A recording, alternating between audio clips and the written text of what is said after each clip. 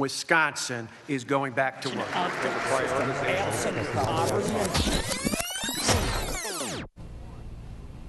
I'm Steve Walters. And I'm Shawn Johnson for Wisconsin Public Radio. Welcome to Rewind, WisconsinEye's summary of this week in the Capitol. Shawn, it's a good thing we tape this on Fridays and not on Thursdays because there was a bombshell drop today. Republican Senate President Mike Ellis, 44 years in the legislature, not going to seek re-election.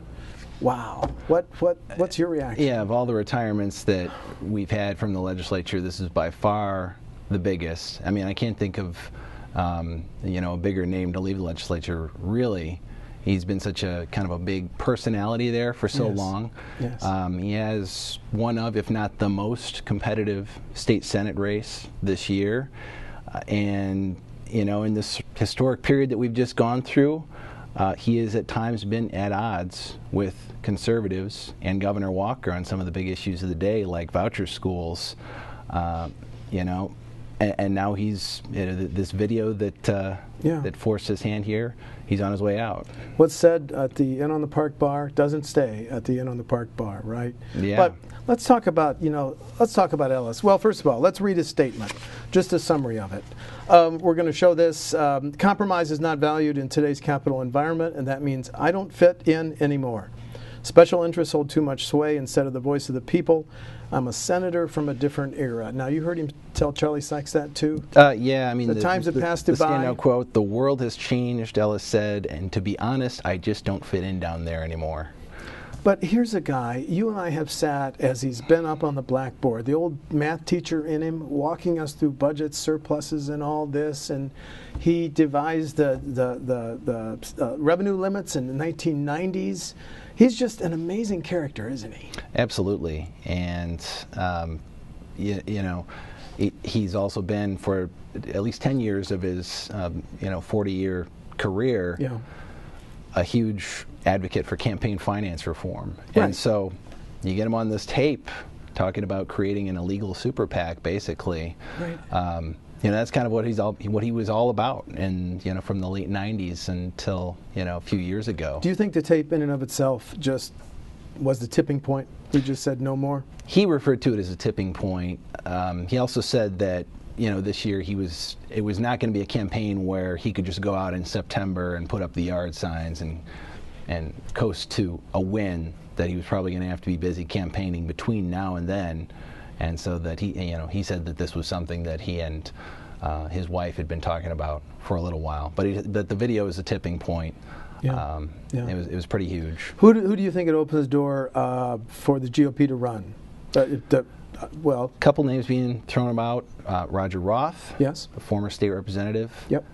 Michelle Litchens, another former state representative. Steve Wickert said that now may not be the right time. He's another former state rep from the Ellis district. It's really a wide open race at this point.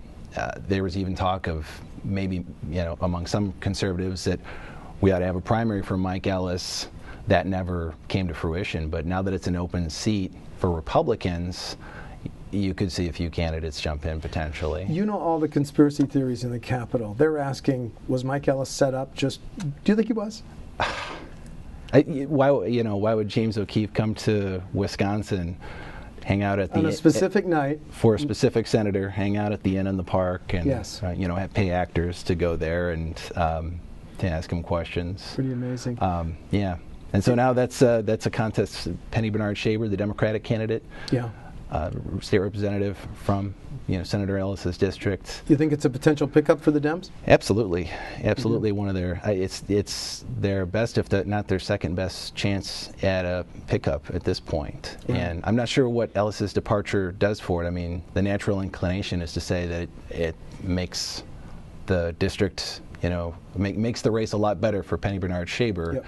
Then again, she can't run against this candidate who's been around forever and use, some of the lines you would use in a race like that. Also breaking today, the governor announced, I think a tuition freeze on the UW system is a pretty good thing. So good, let's extend it for 2 more years through fall of 2017. That's pretty interesting, but let's put that in context. The UW system said today we're now sitting on about $1.7 billion. We'll end the year with 1.1. The governor said with surpluses like that, let's extend the freeze from the current 2-year budget into the next one. Now, that's a decision the next legislature will have to make next year. And finally, let's just put that issue in context this way. Every 1% increase in resident undergrad tuition on the UW system, which is 26 campus, costs parents and students $7 million. So that's really interesting. Some other college news. College this related, week. yes. Yeah, I'll take your segue there. Sure, thanks. So, Governor, I'm not sure how this talk got started. I think the Journal Sentinel talked to somebody in his office, said, does the governor want to finish his degree? They said yes, and then the governor talked to reporters about it, said that was something he was interested in, specifically interested in the UW flex option, yes. Which, I mean, the flex option is not something that requires you to go back to go back to school, sit through class. It's something where working adults, if they have life experience, can test out of certain classes to get the credits. Mm-hmm. So he's been out of Marquette for a while now. He's had a chance to think about it. It begs the question, are you doing this now because you're running for president, you think you need it to run for president? Right. He artfully dodged that question. But he artfully dodged it by saying, I didn't need a college degree to get elected to the assembly, to get elected Milwaukee County executive and get elected governor. Right, so. And then he said, I don't know about any other office. Yes. And so he hasn't needed it so far politically, but it's something that he's at least talking about. And there's also new numbers out on Walker versus Perk? Yeah,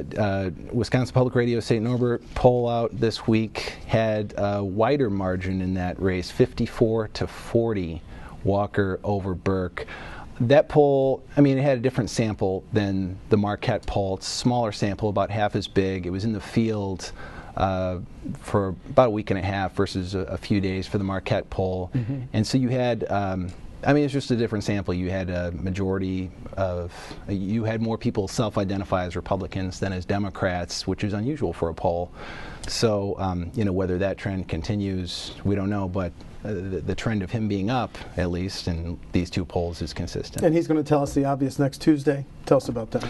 He is going to, brace yourself, he's running for governor, and he's going to announce on... What is that, tax day? Could there be any tie-ins on that one? Yeah, I can't imagine him talking about that.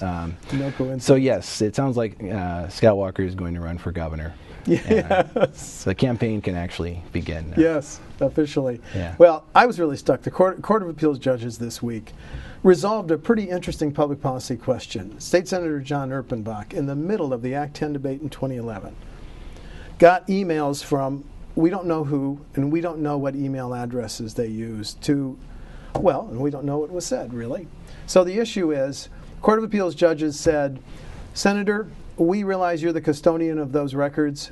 You have decided not to give us the names and the email addresses, but I just want to read, because I think it's a pretty significant ruling, just 3 sentences from the Court of Appeals decision. Whether government employees, another public official, a lobbyist, the CEO or employees of a corporation, the president or members of a union, or other individuals supporting or opposing a particular interest, pause, Shawn, that's a wide net that Court of Appeals judges cast. Awareness of who is attempting to influence public policy is of significant interest to the public. The redacted information identifying who sent emails attempting to influence public policy and from where the emails were sent is not purely personal, and the public has a strong interest in disclosure. Slam dunk. Mr. Erpenbach, make those emails public. That was just really intriguing. And John Erpenbach said, because there is a constitutional issue here, I've got to consult all sides before he decides whether to appeal. You covered one other thing. The Government Accountability Board was told it did a attaboy job in the 2012 elections. What's the backstory there? Pew Charitable Trust says Wisconsin's a great place for elections. They actually looked at the November 2012 presidential election, ranked our elections 3rd best in the country. And Pew looks at factors like voter turnout, and we have very high voter turnout in presidential elections. They look at factors like information that a state provides voters, and they say we do a good job there. And, just general accessibility to the polls, lack of long waits to vote. and Wisconsin scored well there. Just in talking to GAB Director Kevin Kennedy about what factors might change that, he said one way to make Wisconsin get better would be to allow online voter registration. That passed the Assembly this year, didn't go anywhere in the state Senate. He said, the ending weekend early absentee voting, said it's too early to tell how that's going to affect wait times for voting on election day, that people might adjust an early absentee vote at different times. Right. He said, though, he was pretty firm on this, that if they were to end same-day registration, that would definitely reduce the ranking, because then you'd have a lot more provisional ballots on election day. Right. So he said that'd be a bad move. So this is the same GAB that some Republicans say is too partisan, but it got strong grades for 2012 election. Tony Evers, the superintendent of public instruction, convened a task force this week, and it held its first meeting. I'm intrigued, and this is an amazing issue because we have the largest achievement gap in the nation. And let me just read, 18% of African American students scored proficient or advanced on math tests, 18%. But 15%, or 3 times that, white scored 56%. That's a 3-to-1 disparity. I'm intrigued by a new face in politics. The Mequon-Thiensville superintendent, Devin Means, gave this impassioned plea charge to the task force. So let's listen to that. This is important work because, as you can see on the screen, we have a consistent message coming out of the state of Wisconsin. And that consistent message is that we are failing subgroups of students. We are failing them. And I want to make sure that we use that language properly. They're not failing. They're not failing. The adults who work with them, we are failing them. Now, we all work hard, and we're all trying to make sure that every single child reaches his or her potential. But part of our work together, the part of the commitment that you've assigned yourself to, is that we're going to close this gap as a state. We're always happy to say that we're the country's leader in producing cheese or cranberries. It's pretty depressing to say that we're also the nation's leader in achievement gaps. And so we're here today to make sure that our colleagues across the state, starting next school year, have a toolkit, so to speak, of strategies that they can use in their schools right away to address this issue of the achievement gap. That was Devin Means of the Mequon-Thiensville.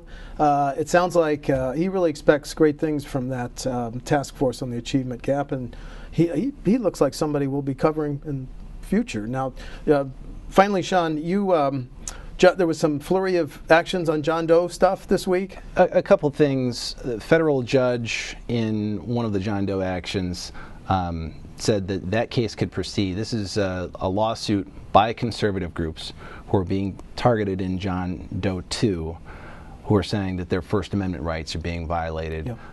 The judge basically said, he did not toss the case. Prosecutors can be sued. Right. Yeah. And, I don't know what you read out of it, but he sort of adopted some of Club for Growth's verbiage in their lawsuit, identifying allowing the conservatives, it to go forward. Saying that the Democratic prosecutors are, in Milwaukee are known liberals. And so we'll see what that means. It does mean that they have to basically fight multiple fronts, that being, prosecutors in the John Doe 2. Also, Governor Walker's campaign asked the state Supreme Court to quickly decide whether or not to limit or shut down John Doe 2. Yep. Again, you don't know how courts are going to decide, but you got to think that Governor Walker's campaign likes their chances in front of the conservative state Supreme Court. Yeah, so it keeps the John Doe issue going forward. And, well, finally, 2 more Assembly GOPers, Eric Severson and Don Pridemore. Severson with 4 years in, Don Pridemore with 10 years, announced that they will not seek re-election. We're up to 18 members of the Assembly either running for higher office or retiring. And with Ellis's announcement, 11 of the 33 senators who were there when the 2011-2012 session started, the Act 10 session, will be gone in January. It's fascinating. Yeah. That's rewind for April 11th, but I got to tell you, Shawn, I've got whiplash because this Ellis decision, I see Ellis as our version of Lyndon Johnson. And oh, boy. Mike Ellis will be leaving the building. So I'm Steve Walders. And I'm Shawn Johnson. Thank you.